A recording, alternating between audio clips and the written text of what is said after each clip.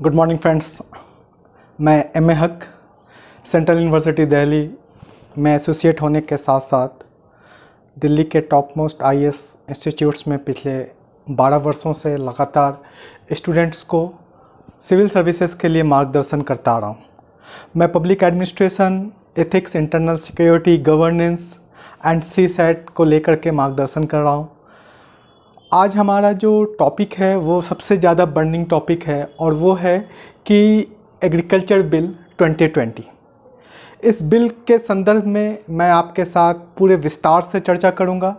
ये थोड़ा लंबा वीडियो हो सकता है, परंतु इसे आप ज़रूर अंत तक देखें। और अगर आपको मेरे इस इंफॉर्मेशन को पसंद करते हों तो आप मेरे YouTube चैनल पर आप इसको लाइक करें, शेयर करें, ज़्यादा से ज़्यादा लोगों तक पहुंचाने का प्रयास कीजिए।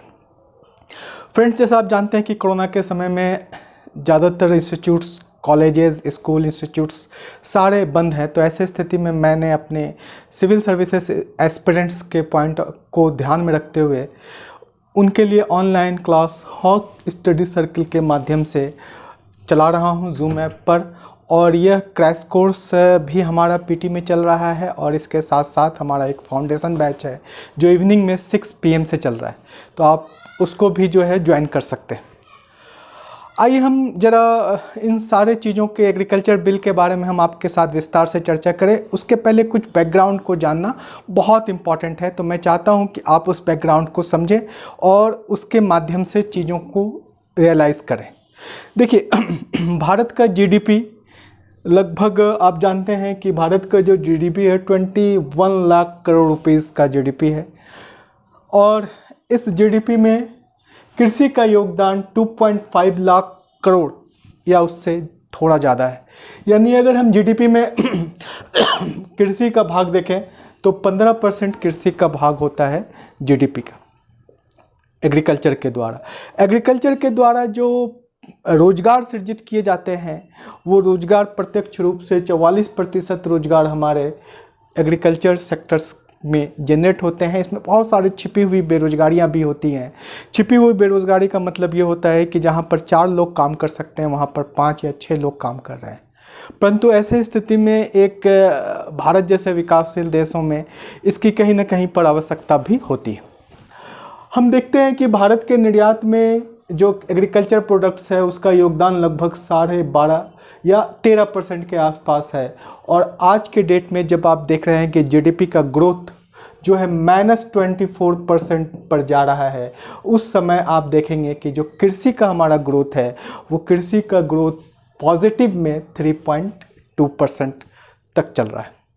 यही कारण है कि हमारे पूरे अर्थव्यवस्था में कृषि का बड़ा महत्वपूर्ण रोल होता है, क्योंकि प्राइमरी सेक्टर ही सेकेंडरी सेक्टर को जनरेट करते हैं और सेकेंडरी सेक्टर्स में वृद्धि प्राइमरी सेक्टर का मूल फैक्टर होता है। अतः हम भारत के को एक कृषि प्रधान देश के रूप में इस आधार पर जानते हैं। अब आइए जो कुछ इम्पॉर्टेंट बात है जो मैं आपके साथ साझा करूं, उसके बाद मैं आपको इस एक्ट के बारे में, जो 3 नए एक्ट आए हैं, अभी एक्ट नहीं है, अभी बिल है, लेकिन आने वाले समय में ये एक्ट हो जाएंगे क्योंकि इसको दोनों सदनों के द्वारा पारित करवाया जा चुका है। तो सबसे पहले हम आपसे बात करते हैं कि एग्रीकल्चर के मार्केट या सिस्टम किस प्रकार से काम करते हैं। तो सबसे पहले अगर हम यहाँ से स्टार्ट करें तो हम ये देखते हैं कि किसान जो है वो कोई अनाज को उपज करता है, किसी भी प्रकार का अनाज जो है वो उपज करता है। और जब वो अनाज को उपज करता है तो वो 3 तरह से उस अनाज को बेच सकता है या बेचता होगा। पहला कि उस अनाज को लोकल लेवल पर, ग्रामीण क्षेत्र में ही लोकल लेवल पर वो उसको बेच देता है। दूसरा, अगर अनाज का प्रोडक्शन इतना अधिक है कि वो ग्रामीण क्षेत्र की आपूर्ति को पूरा करने के बाद भी उसके पास बहुत सारा सरप्लस है, तब ऐसे स्थिति में उसके पास दूसरी जो तरीका होता है वो होता है मंडी। मंडी में जाकर के वो अनाज को बेचता है। और तीसरा तरीका ये होता है कि वो सरकार को बेचे एमएसपी पर, मिनिमम सपोर्टिंग प्राइस पर।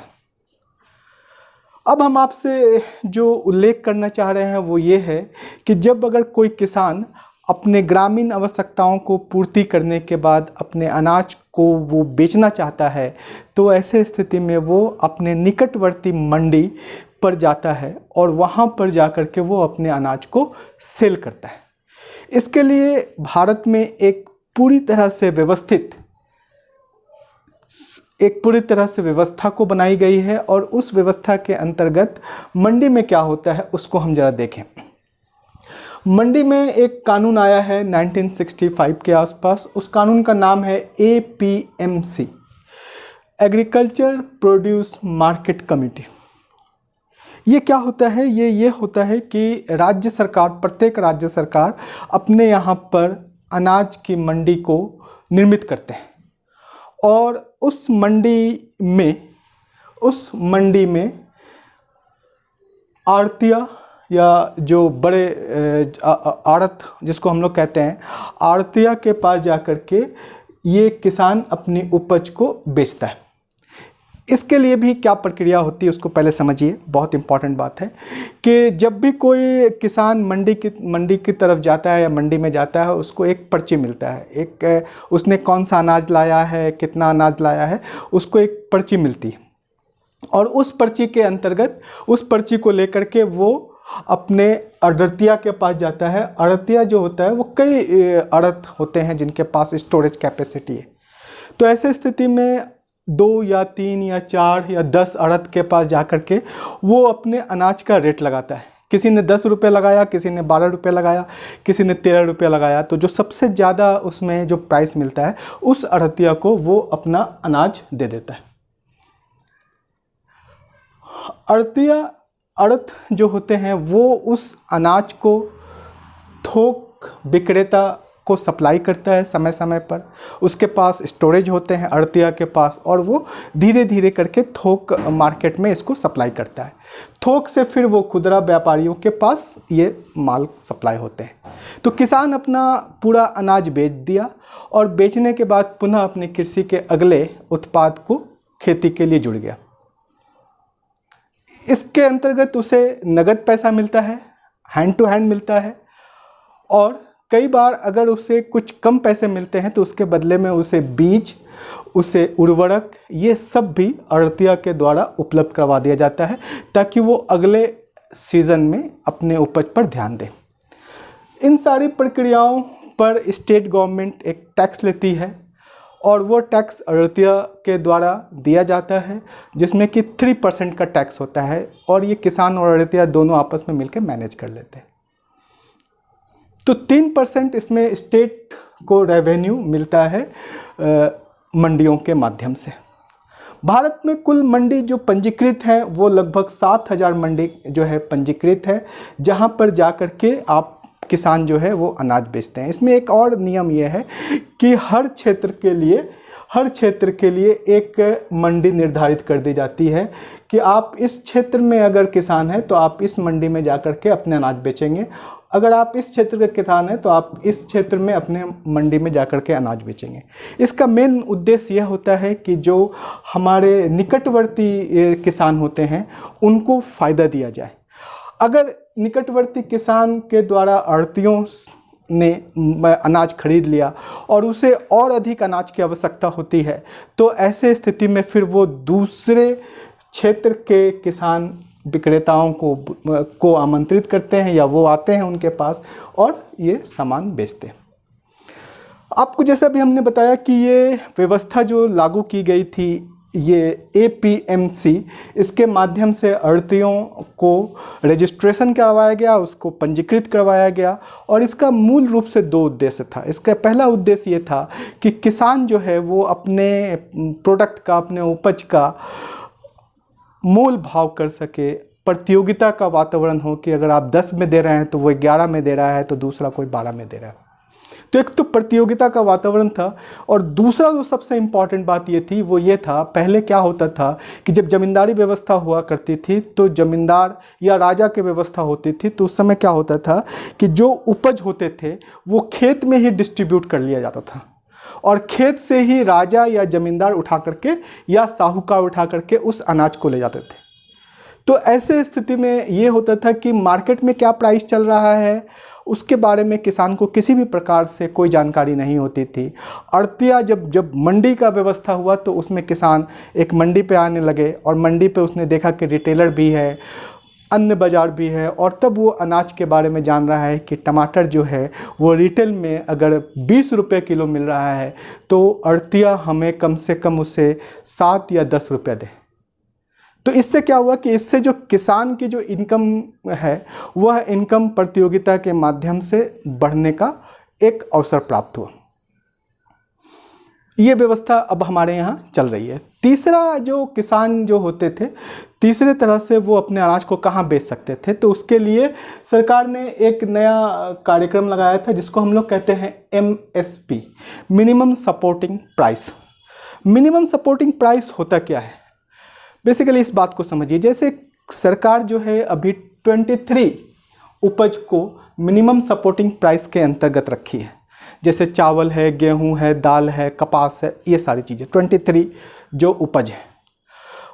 मिनिमम सपोर्टिंग प्राइस का मतलब ये होता है कि अगर मार्केट में कोई उपज मिनिमम उसकी एक रेट तय कर दी जाती है। जैसे मान लीजिए कि गेहूं की मिनिमम अगर रेट हम मान लें 1900 रुपये कुंटल है, तो ऐसे स्थिति में अगर किसान को कोई भी आड़तिया या कहीं पर भी किसी भी बाज़ार में उसको 19 रुपये से कम प्रति कुंटल का दर मिल रहा हो, 1800 रुपये, 1900 रुपये के जगह पे 1800 रुपये मिल रहा हो या 1700 रुपये मिल रहा हो, तो सरकार बोलती है कि तब आप ऐसे आड़तिया, बिचौलिया किसी को बेचने की ज़रूरत नहीं है।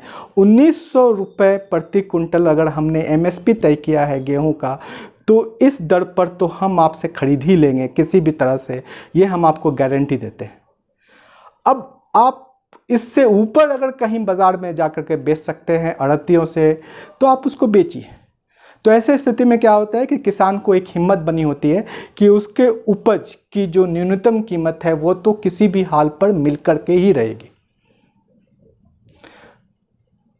MSP जो होते हैं उसके बारे में, MSP से क्या होता है कि सरकार जो है कई बार किसानों के वैसे अनाज जो कहीं भी मार्केट में नहीं बिके तो उनको सरकार खरीदती है और उस अनाज को वो अपने FCCI के जो गवर्नमेंट जो स्टोरेज है, फूड कॉरपोरेशन ऑफ इंडिया, उसके जो गोडाउन्स है उसमें रखती है और उसके माध्यम से वो अनाज को वो समय समय पे PDS सिस्टम के थ्रू, PDM सिस्टम के थ्रू जनता में बांटती हैं, डिस्ट्रीब्यूट करती है, सैनिकों को देती है। साथ ही साथ वो एक बफर स्टॉक के रूप में रखती है 2 साल के लिए कि अगर मान लीजिए कि कभी अकाल हो गया या सूखा पड़ गया तो ऐसे स्थिति में वो जनता को सप्लाई कर सके। तो MSP का मूल उद्देश्य ये होते हैं और इसके अंतर्गत अभी जो रिसेंट डाटा आया उसमें जो रिसर्च हुआ उसमें ये मालूम हुआ कि भारत में ओनली 6% किसान ही MSP का उपयोग कर पाते हैं। ये रिपोर्ट आई, शांता कुमार कमेटी बनी थी 2015 में, तो इन्होंने इसको रिपोर्ट किया। फिर नीति आयोग ने अपने रिपोर्ट में कहा 2016 में कि भारत में केवल 81% ऐसे लोग हैं जो किसान हैं जो MSP के बारे में नहीं जानते। 81% किसान MSP के बारे में जानते ही नहीं हैं और यही कारण है कि वो साहूकार और बड़े बड़े जो इस तरह के दलाल होते हैं उसके चक्कर में फंस जाते हैं। और NCRB ने अपने रिपोर्ट में कहा कि पिछले वर्ष लगभग 10,000 किसानों ने आत्महत्या किया क्योंकि वो इस साहूकार के चंगुल में फंस गए, उनके अनाज बर्बाद हो गए और ऐसे स्थिति में उनके पास उनको देने के लिए, साहूकार को चुकता करने के लिए कोई धन नहीं था। तो ये वर्तमान समय में चीज़ें। दूसरी बात यह है कि आप जानते हैं कि हमारे यहाँ कालाबाजारी और होर्डिंग पर रोक लगती है, यानी कि कोई भी व्यक्ति अगर बहुत बड़े संख्या में किसी भी चीज़ को जमा कर लेता है तो ऐसे स्थिति में क्या होता है कि वो अपने सप्लाई चेन को काट देता है या रोक देता है और ऐसे स्थिति में वो कालाबाजारी करने लगता है। उदाहरण स्वरूप आपने कई बार देखा होगा पिछले दिनों में कि नमक की कालाबाजारी हो गई। जब लोगों को ये मालूम हुआ कि नमक की सप्लाई जो है वो कम है मार्केट में, तो लोगों ने 100-100 रुपये में एक पैकेट नमक खरीदा।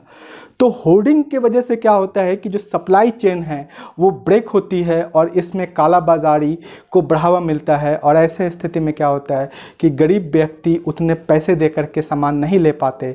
लेकिन इसके ठीक विपरीत ये होता है कि अमीर व्यक्ति स्टोरेज करने के चक्कर में ज़्यादा पैसा दे करके भी काला बाजारियों को प्रोत्साहित करते हैं। तो ये हमारा एक एग्रीकल्चर का सिस्टम है। अब फ्रेंड्स, अब मैं आपको बताना चाह रहा हूँ कि जो हमारे पास अभी जो 3 बिल आया उसमें क्या क्या प्रावधान है या क्या क्या उसकी चीज़ें हैं। सबसे पहले बात ये समझिए कि 5 जून 2020 को एक 3 अध्यादेश आए और उस 3 अध्यादेश को अभी संसद में पारित किया गया। अभी कुछ समय पहले ही इसे लोकसभा और राज्यसभा में पारित किया गया। बात ये उठती है कि क्या एग्रीकल्चर पर सेंट्रल गवर्नमेंट को बिल लाने का अधिकार है? तब ऐसे स्थिति में आपका संविधान क्या कहता है? तो मैं इसमें आपको बताता हूं कि संविधान की जो 3 सूचियां होती हैं, केंद्र, राज्य और समवर्ती सूची, इसमें कृषि जो है वो कृषि विषय है राज्य सूची का। लेकिन आर्टिकल 248 और आर्टिकल 249 ये कहता है कि यदि राष्ट्रीय महत्व का कोई विषय हो और भले वो राज्य सूची का में सम्मिलित हो, उस पर केंद्र कानून बना सकता है। तो इस आर्टिकल के माध्यम से ये 3 बिल पर केंद्र सरकार ने कानून बनाने का निर्णय किया। अब आइए हम बात करते हैं कि 3 कानून में क्या क्या प्रावधान है और क्या इससे हमारे एग्रीकल्चर या फार्मर्स को क्या फ़ायदा होने वाला है या क्या नुकसान होने वाला है। दोनों चीज़ों पे हम इस पे डिस्कस करेंगे। सबसे पहले जो हमारा कानून है, the farmer produce trade and commerce facilitating bill 2020। ये बिल ये बोलता है कि जो किसान हैं वो एपीएमसी जो हमारी संस्थाएं बनी हुई है स्टेट गवर्नमेंट की, वो उसको बाईपास कर दिया जाएगा। यानी एपीएमसी के द्वारा जो आप किसान जो मंडी में जाकर के सामान बेचते थे, वो वाली व्यवस्था को अब यहाँ पर समाप्त कर दिया जाएगा। अब ऐसे स्थिति में क्या होगा कि जब फार्मर अपने सामान को अपने निकटवर्ती मंडी में ना ले जाकर के किसी भी जगह पर वो ले जाकर बेच सकता है, एक राज्य के अंदर या एक राज्य से बाहर। ठीक है, तो ये क्या होगा कि एपीएमसी समाप्त। अब आपको स्टेट के अंदर किसी भी जगह पर या स्टेट के बाहर किसी भी जगह पर आपको अपने प्रोडक्ट्स को बेचने का परमिशन दे दिया गया। दूसरी बात, जब एपीएमसी की जो संस्थाएं हैं उसको जब हम समाप्त करने की बात करते हैं, तो ऐसे स्थिति में जो स्टेट टैक्स जो 3.2% लगता था, अब वो भी जो है स्टेट के हाथ से निकल गया। थर्ड पॉइंट ये होगा कि अब ऐसे व्यवस्था के अंतर्गत, जैसे हमने कहा कि मंडी व्यवस्था जो 7,000 मंडियां भारत में हैं, वो लगभग अब ख़त्म हो जाएगी और उसमें बहुत सारे लोग जुड़े हुए हैं, आढ़तिया जुड़े हुए हैं, उसमें मजदूर जुड़े हुए हैं, उसमें ठेले वाले जुड़े हुए हैं। वो सब के साथ एक बेरोजगारी जैसी संकट उभर के सामने आने की संभावना है।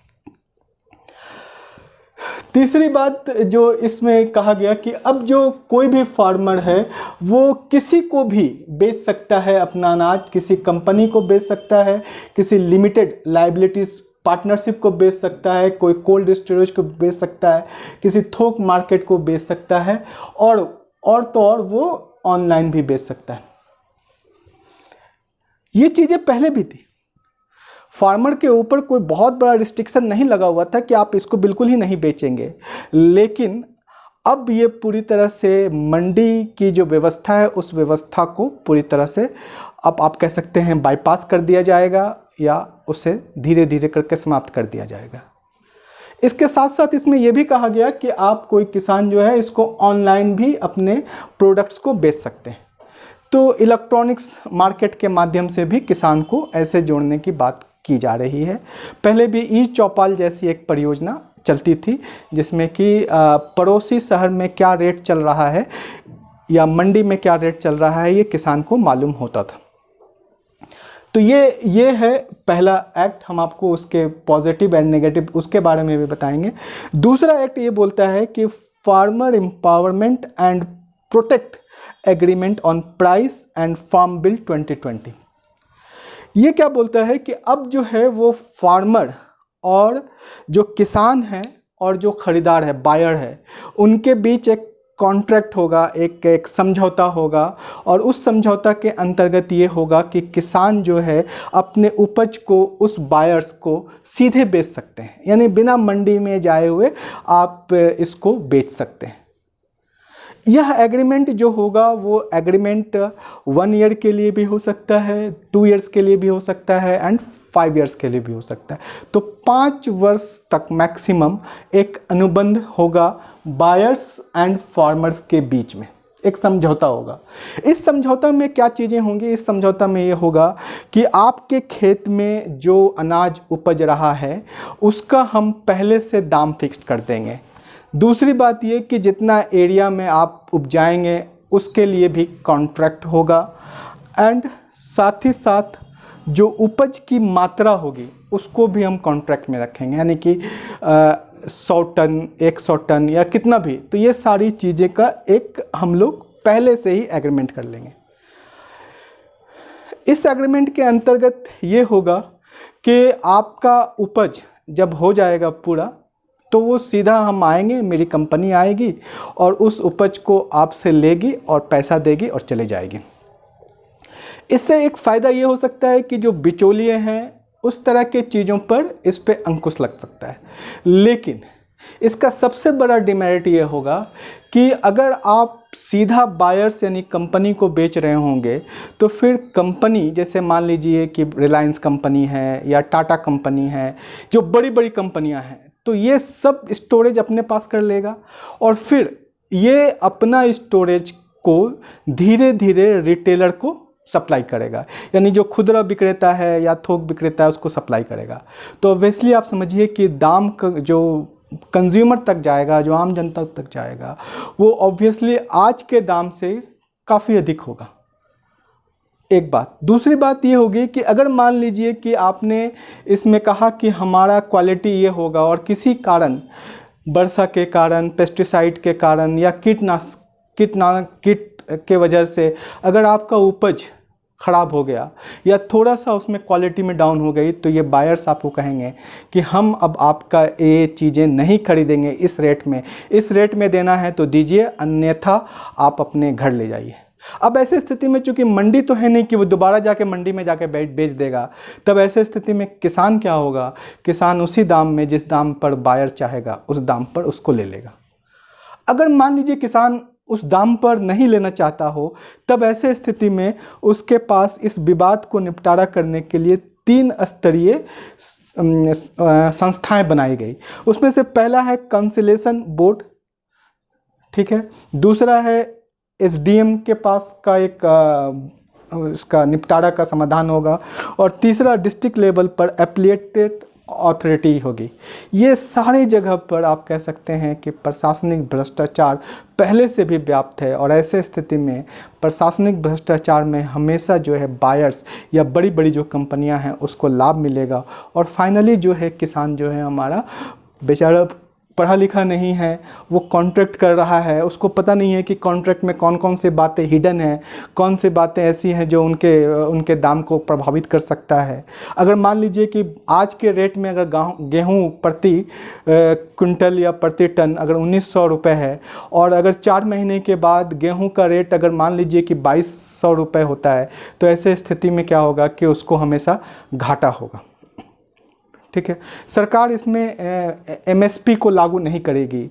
अगर सरकार इसमें एमएसपी को लागू कर दे तो बहुत सारी समस्याएं ख़त्म हो जाएगी। एमएसपी का मतलब है कि सरकार एक मिनिमम सपोर्टिंग प्राइस को लगा दे और कहे कि कोई भी बायर, चाहे वो कंपनी हो, चाहे वो इंडिविजुअल हो, चाहे वो कोल्ड स्टोरेज हो, इस रेट से नीचे बाई नहीं कर सकती। लेकिन सरकार जो अपना कैप है उसको हटा रही। तो इससे क्या होगा? इससे ये होगा जो हमारा किसान है कुछ समय के बाद इन बड़े बड़े बिजनेसमैन के चंगुल में फंस जाएगा और फिर अपने उत्पाद के लिए वो उसी तरह से आगे आप कह सकते हैं एक उनकी जो स्थिति है वो ख़राब हो जाएगी। जैसे शायद मुझे, अगर मैं उसको आपको थोड़ा इतिहास के हिसाब से बताना चाहूँ तो नील की खेती।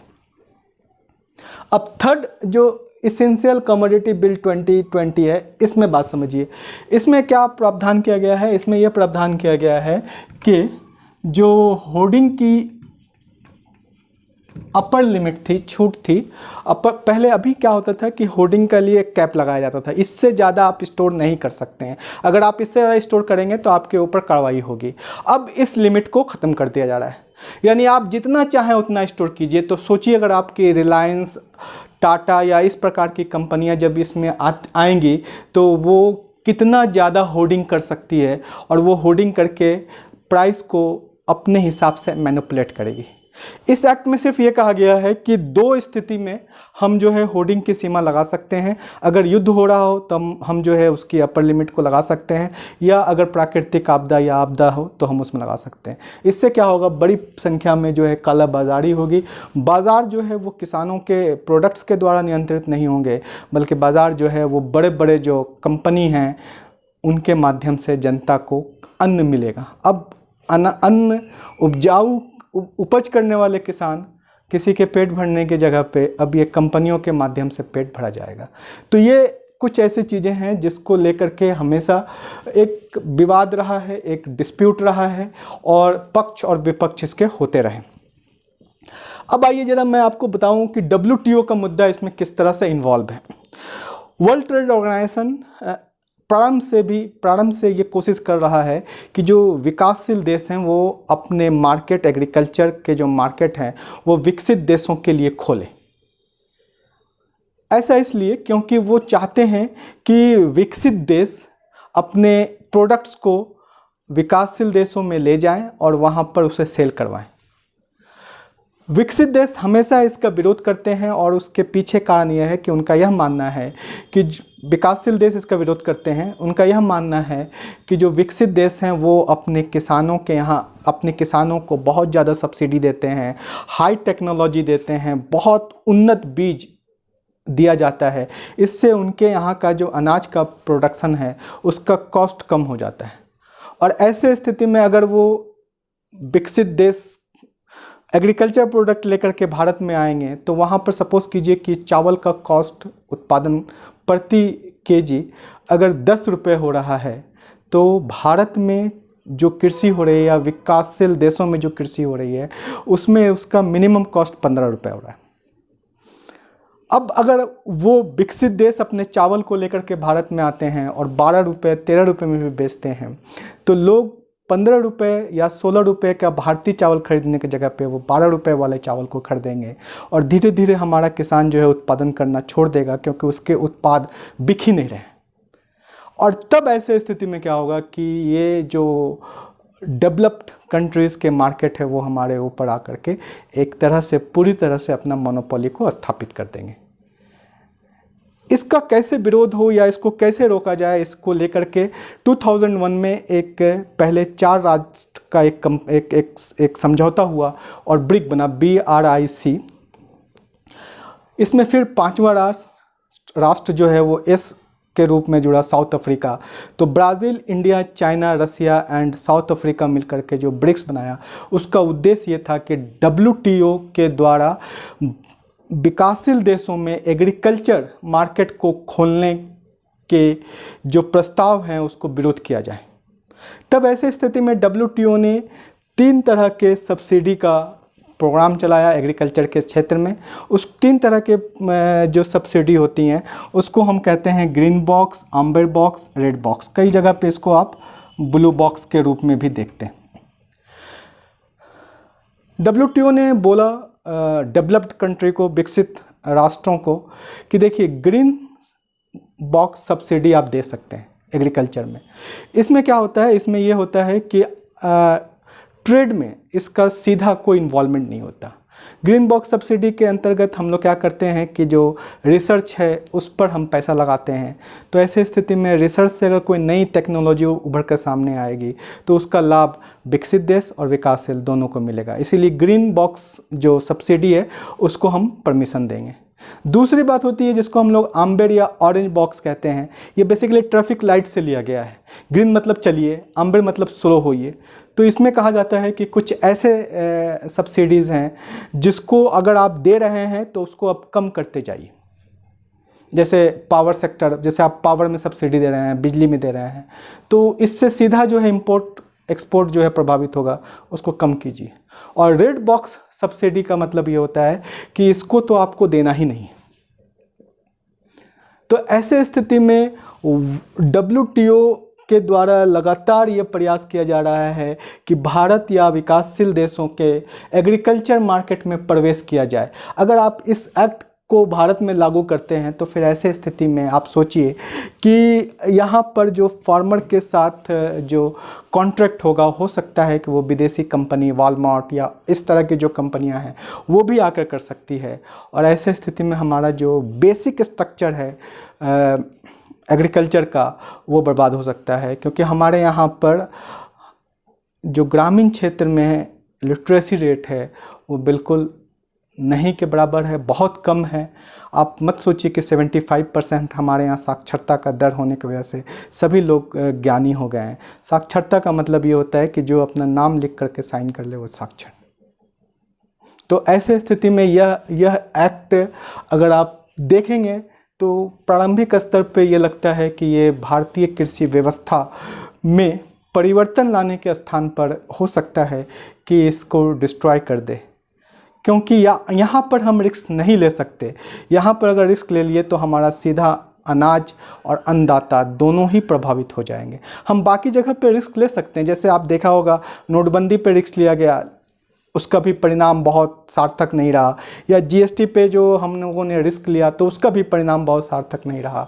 तो क्या अगर हम इस पे इस तरह का रिस्क लेंगे तो ऐसे स्थिति में भारत जो एक कृषि प्रधान देश है वो कृषि प्रधान देश क्या आगे कंटिन्यू कर पाएगा?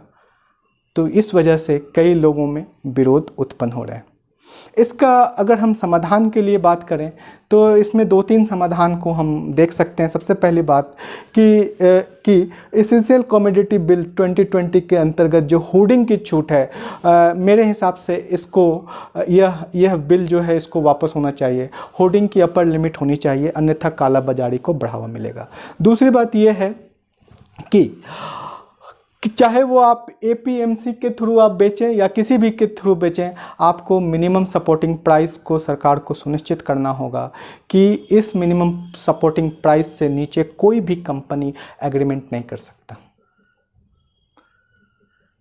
तीसरी बात यह है कि आपको जो अनाज की मंडियां हैं उनको भी कंटिन्यू करना चाहिए, और स्टेट जो उसमें से 3.2% टैक्स लेती है उसको समाप्त नहीं करना चाहिए, क्योंकि स्टेट के पास पहले से ही टैक्स कलेक्शन के सारे पावर GST के माध्यम से केंद्र सरकार को चले गए हैं।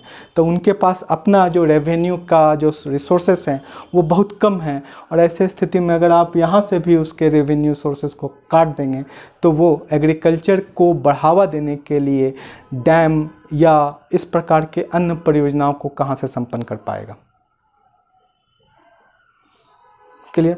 तो ये सारा जो है एक विधेयक है, राष्ट्रपति महोदय के पास अभी ये जाएंगे विधेयक एक्ट होने के लिए। अगर आप इसे किसान के एंगल से देखना चाहें तो इसमें कई महत्वपूर्ण परिवर्तन की आवश्यकता है, और बिना महत्वपूर्ण परिवर्तन के अगर इसे लागू किया जाए और अगर हमारा एग्रीकल्चर सिस्टम इससे किसी भी तरह से प्रभावित होता है तो ऐसे स्थिति में आप समझ सकते हैं कि अनाज और भोजन को लेकर के समस्याएं उत्पन्न निश्चित तौर से होगी। आपको मेरा यह वीडियो कैसा लगा आप प्लीज़ कमेंट करें और मुझे भी बताएं कि क्या इसमें और हम लोग क्या क्या सुधार कर सकते हैं। मैंने इस पे बहुत पढ़ा, बहुत रिसर्च किया, इंटरनेशनल चीज़ों को भी रिसर्च किया, देश के अंदर के भी चीज़ों को रिसर्च किया, और तब आपके सामने ये वीडियो प्रस्तुत कर रहा हूँ। उम्मीद करता हूँ, आशा करता हूँ कि आपको यह वीडियो या यह एक्ट को मैं समझाने में सक्षम रहा